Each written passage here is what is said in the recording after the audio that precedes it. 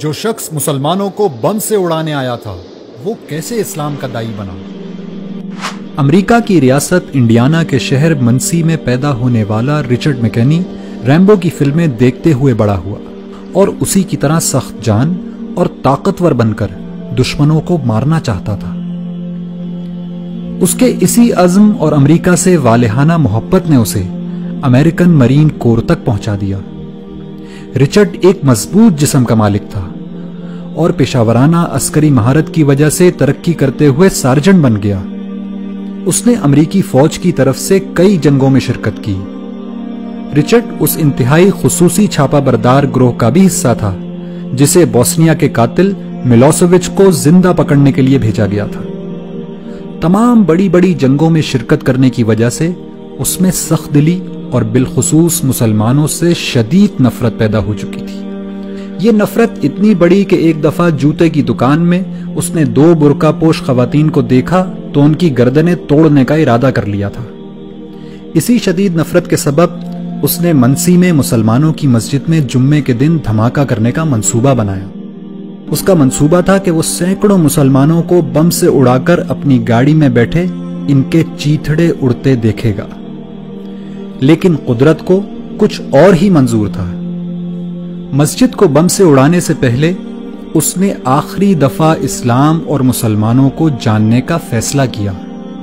Richard مسجد میں داخل ہوا تو وہاں ایک نمازی نے اس کو خوش آمدید کہا اور پوچھا کہ کیا وہ اس کی کوئی مدد کر سکتا ہے۔ رچرڈ نے اس شخص سے اسلام کو جاننے کی خواہش ظاہر کی، چنانچہ اس نمازی نے اس کو قرآن مجید دے دیا اور کہا کہ آپ اس کو پڑھیے اور پڑھنے کے بعد جو سوالات آپ کے ذہن میں پیدا ہوں وہ ہم سے پوچھ لیجئے گا۔ چنانچہ رچرڈ قرآن پڑھتا گیا اور مسجد جا جا کر سوال کرتا رہا، یہاں تک کہ 2 مہینے بعد دنیا نے قرآن کا یہ معجزہ بھی دیکھا کہ وہی شخص جو کل مسجد کو بم سے اڑانے کی تیاری کر رہا تھا آج وہیں کلمہ شہادت پڑھ رہا ہے۔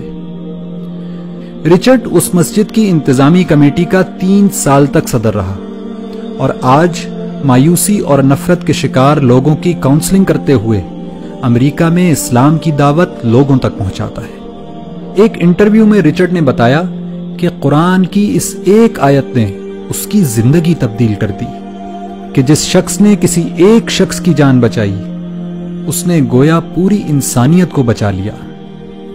اگر قرآن کی فقط ایک آیت مسلمانوں کے کٹر دشمن کی زندگی تبدیل کر سکتی ہے تو پورا قرآن کیا کچھ انقلاب برپا کر سکتا ہے۔ لیکن پھر بھی ہماری زندگیاں کیوں تبدیل نہیں ہو رہی؟